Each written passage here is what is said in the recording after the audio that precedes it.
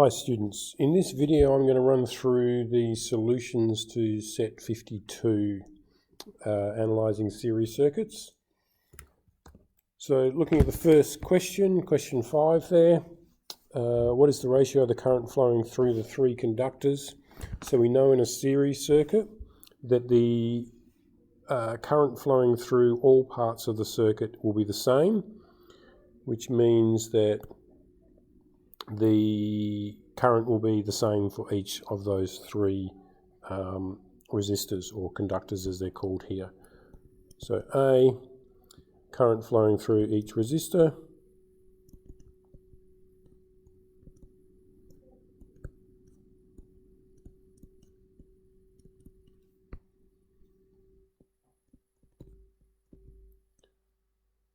is going to be the same. And that's because it's a series circuit. So B, what is the ratio of the electrical potential difference across each? We know that the V equals IR, so if the current is the same for each of the resistors, then we know that the ratio of the voltage will be the ratio of the resistors. So it'll be 2 to 5 to 3 will be the ratio of the potential difference drop across each of those. So the potential difference drop across the first resistor will be 2, 5 for the second and 3 for the third, depending upon the actual voltage. Moving on to question 6. So a circuit contains three conductors. We'll label these as R1, R2 and R3 to make this a bit easier. So for part A, we need to know the total resistance. Again, it's a series circuit. In a series circuit, we know that the total resistance is the sum of the resistance of the resistors. So it'll be R1 plus R2 plus R3, which is going to be equal to 4 plus 6 plus 8, which is equal to 18 ohms is the resistance. Current delivered by the power supply. So in this case, we now know the total resistance of the circuit, we know the voltage, so we know that V is equal to IR, which means we can calculate I is equal to V over R, which is going to be equal to voltage of 72 divided by a resistance of 18, which is equal to 4 amps. C, the current flowing through each conductor. So the current flowing through each conductor will be the same. So because it's a series circuit, we know that in a series circuit, the current flowing through all parts of the circuit is the same. So the answer there will just simply be 4A, 4 amps through each. D, the potential difference across each conductor. So again, voltage across one is the current times by the resistance through one, which is going to be equal to 72 volts. Going to be equal to the current, which is 4 amps, times by 4 ohms, which is equal to 16 volts. For V2, it's going to be equal to I times by the resistance in 2, which will be 4 times by 6, which is 24 volts. And the final one is V3 is equal to R3, which is equal to 4 times by R3 is 8, which is equal to 24 volts. 32 volts. And notice that when we add the three voltages together, we end up with 72 volts, which is what we would expect. Alright, so number 7, the total resistance of the circuit. So again, the total resistance of the circuit, we're in a series circuit, so the total resistance is going to be the sum of the individual So let's label this up, R1, R2 and R3. So R1 plus R2 plus R3 is equal to 2.5 plus 4 plus 3.5. Add all that up and we get 10 ohms. So part B, the current delivered by the power supply. So we can see that our current is in our ammeter here. So the current is simply going to be 6 amps, and that'll be the current in all parts of the circuit. So that answers C for us. The current flowing in each conductor, I1 is going to be equal to I2 is going to be equal to I3 is going to be equal to 6 amps, because in a series circuit the current flowing through the circuit is the same no matter where you are in the circuit.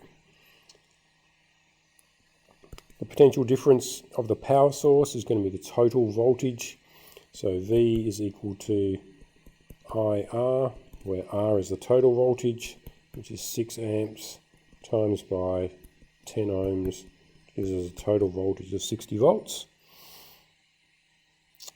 And then finally, calculating the potential difference across each conductor. So V1 is equal to IR1, which is equal to I, which is 6 times by 2.5, which gives us 15 volts for V1. V2 is going to be IR2, which is equal to 6 times by resistance 2 is 4, which is 24 volts. And finally V3 is going to be equal to IR3, which is equal to 6 times by 3.5 volts, which is equal to 21 volts. And again, notice 15 plus 24 plus 21 gives us 60 volts. Final one, part A, the current delivered by the power supply.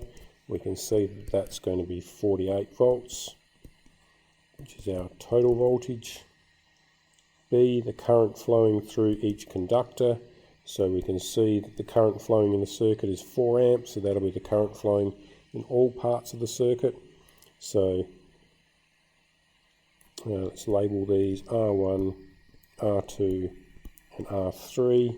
So we know that I1 is equal to I2 is equal to I3 is equal to 4 amps.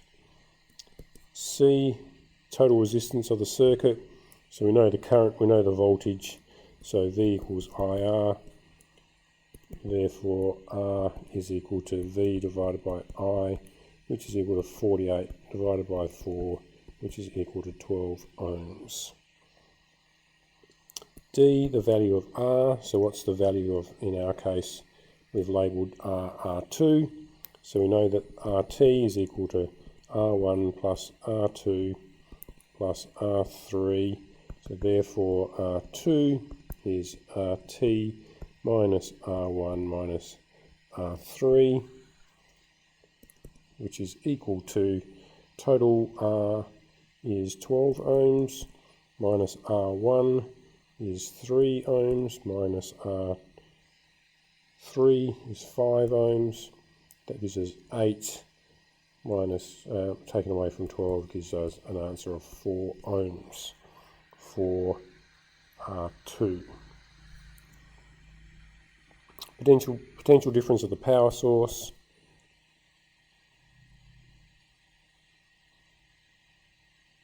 Oh, I made a mistake in the first one. So question A is not 48 volts. It should be the current delivered by the power supply is equal to, the current is equal to 4 amps. Sorry, not 48 volts. So the potential difference of the power source is total voltage is equal to 48 volts. Potential difference across each conductor, F. So the voltage in one is IR1, which is equal to 4 amps is the voltage, is the current. R1 is 3, which gives us 12 volts.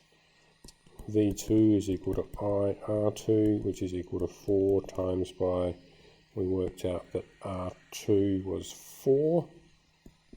That gives us 16 volts.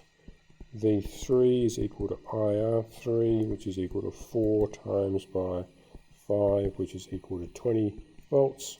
And you'll notice again, if we add these up, we get 48 volts, because the sum of all the voltages in a series circuit is going to be equal to the power source voltage, and the resistance of the circuit is going to be equal to the total sum of all the individual resistances. So really important to note how I've done my working out there. I've made it very clear what I have done. I haven't just written down numbers, I haven't just written down random letters. I've written it all out, made it all nice and clear what I've done. Really important to, when you're doing these questions, even though you're not being assessed on them directly, you need to be practicing the way that you would do it in a test. You need to be making sure it's very clear what you're doing, so that a marker can follow through with what you're doing. So that's the solutions to set 52. Feel free to email me if you've got any queries about anything that I've done here.